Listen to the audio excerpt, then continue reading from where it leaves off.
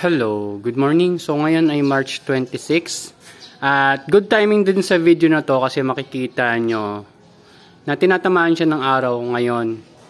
Dati kasi yung sikat ng araw wala dyan, nandito. Nagbabago kasi yung parang position ng sunrise. Kaya medyo banda na siya dito. Ayan, kung mapansin nyo na sisikatan naman siya. Pero maya maya pag umangat na yung araw dito banda, wala na yan. So mga 2-3 oras siguro ngayon. Ayun. So ito, yung dito sa left, ito yung February 20 natin tinanim. Tapos itong 5 na to ay nung February 16. So kung titingnan ko lang, maganda naman yung laki niya. I would say pwede na kumbaga.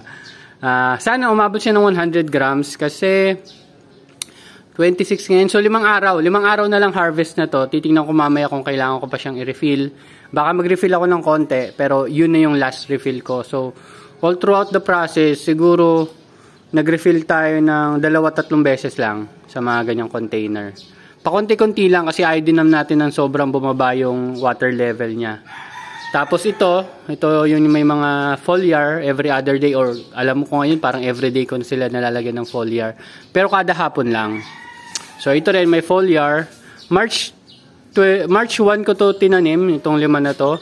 So 25 days na sila ngayon. Yan, kanyang kalaki. Okay naman, 'di ba?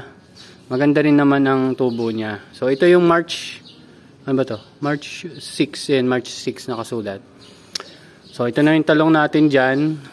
So itong net, hindi talaga pang insekto, more on pang ibon. Ibon kasi yung kalaban ko dito. Hindi ko naman sila kalaban, kaso sinisira talaga nila kasi yung tanim. Ayun. So, ito yung scamander natin. Tinanim natin ng February 25. So, 1 month na siya. So, medyo mabagal din talaga yung paglaki niya. Pero okay naman. Hindi naman siya yung sobrang pangit ng tanim, ng tubo. Considering na limited tayo sa araw. Okay pa siya kung titingnan ko. So, ito naman yung ating kasabayan nung March 6 yata yan. So, sinabi ko kahapon na magta-transplant ako dapat kahapon. Pero hindi pala dapat March 26 kasi yung huling tanim ko ay March 11. So, dapat yun talaga ngayon. So, hindi ako nag-transplant kahapon. Pero okay lang yun kasi ngayon talaga dapat. At nakausap ko na rin yung gagawa ng double layer na to. Hindi ko sure kung tutuloy niya na bukas or mamaya. Hopefully magawa niya na kasi nga nakaka-excite din na pag nagawan to ng double layer ay makakapag-double rin tayo ng tanim. Tapos makikita na natin kung ang mangyayari kasi dito yung first layer, tapos 12 inches, so 1 foot, may next layer ulit. So hopefully, ang gusto ko kasi matest doon kung gaano ba siya magkalaki or anong magiging epekto niya in terms of size, ganyan pa rin ba siya kalaki. So hopefully ganun. So 12 inches yung taas or 1 foot. Ito naman, ito yung mga Black Simpson natin. So nilalagyan ko rin ito ng foliar. Pero kung makita nyo, leggy siya, leggy. Siguro kailangan talaga ng magandang sikat ng araw niyan. Although hindi to pelletized seeds. So, yan yung mga lettuce na nabili ko lang din sa online. Ramgo. Kung alam ko naman familiar kayo doon. So, ito naman yung mga Thai basils natin. So, ngayong araw din, may ita-transfer tayo. Ilang beses ko na sinasabi. Pero palagay ko ngayon na matutuloy yung pag-transfer ko. So, nai-ready ko na sila doon sa indoor nursery. Naitanggal ko na sila doon sa seedling tray. Para i-akit ko na sila dito mamaya. So ayan, meron naman tayong bulaklak dito. So hopefully hindi siya mamatay. Pero titingnan natin. Hindi ko kasi sure kung nakakapasok pa rin yung ibon dito. Pero kung titingnan nyo itong talong, medyo madami na siyang pinagdaanan. Kasi ano, may mga kagat-kagat ng ibon. Pero hindi ko sure baka nung bago ko pa malagyan itong baba. Pero yan medyo pangit ang pagkakagawa. Ganun talaga kasi temporary lang naman to. Hindi ko pa talaga alam kung anong magiging tapos niyan. Tapos regarding naman dito sa mga mulberry, ayun o. Actually ito bulok na to eh. Ay, nahulog. Nahulog, nabulok na yung bunga niya. So, ibig sabihin, kung hindi talaga siya magiging maganda, tatanggalin na lang din natin yan. Kahit gusto ko naman magtayo ng mulberry or mag-alaga ng mulberry.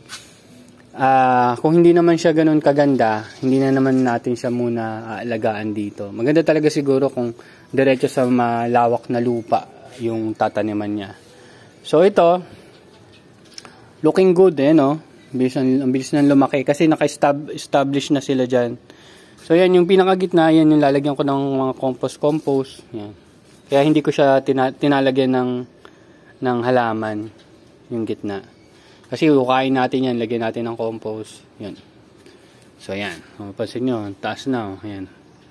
Ito nga pala yung ginawa natin. So, malamang lagyan ko na ito muna ng nutrient solution para matest natin kung okay itong sealant na nilagay ko. Kasi yung sealant na nilagay ko, parang expired na. Hirap na tanggalin. Masyado ng malapot kumbaga. Hindi ko sure kung malapot yung tamang word. Pero yun. Hopefully, yung butas naman niya, medyo naka-slant siya papunta doon. Hindi siya yung dito sa pinaka-top. Medyo slant siya papunta doon. Kasi nga, ang araw natin ay nandito. Madali lang naman siya iikot kung kailangan ko siyang nakataas dito yung halaman. Pero, ang ginawa ko, finace ko siya papunta doon. So, hopefully, hindi siya mahulog. Pero, makikita natin yan based on magiging growth nila. So, ito, sobrang taas na. Umabot na siya dyan. Kala ko nga hindi na siya aabot siya, pero umabot siya. Pero itong halaman na to, unti-unti na natin itong tatanggalin. Ilang beses ko na sinasabi. Pero ito, kung mapansin yung gitna, manipis, maliit yung mga tangkay. Kasi nga, hirap na siya kumuha ng sunlight. Dahil napapalibutan siya ng ito makakapal na halaman. Mapansin ito, ang ganda ng kahoy na talaga siya. Magiging puno siya, kumbaga. Yan, ito na yung flowering stage. Yan, flowering stage. Yan. So, hopefully makakuha tayo ng buto niyan soon. Kasi ito, nakikita ko, ayun medyo black na yung ibang dyan ibang buto dyan pero yung iba green pa. So, antayin natin mag-mature lahat bago natin kunin. Tsaka, matuyo na talaga to or magdilaw na yung dahon. Yan. Ganon. So, ito, yan, mapansin nyo parang mga wala pang 1 inch yung bungkal ko dito Pero mapansin nyo nag-stable na yung laki niya, yung growth niya. And kailan ba ito transfer dito? Siguro 3 or 4 days ago na. So established na yan dyan. Palagay ko lumalaki na yan dyan. So good news yon sa atin.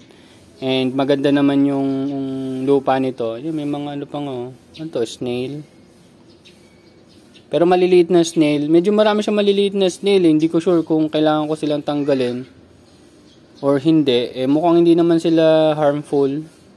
Hindi ko sure. Sabihin nyo na lang sa akin. Pero yan, hinayaan ko lang sila. Yan, mapapansin ko dito, may mga trucks sila dito kung saan sila nagpupunta. Yan, palibot-libot sila dito. Hindi ko sure if that's good or bad. Pero at least may nabubuhay na may mga hayop din dyan na nabubuhay. So, marami dyan, bulate. Yan. Ayun. So, ayusin pa natin to kasi habang tumatagal, dadami rin yung seedlings natin.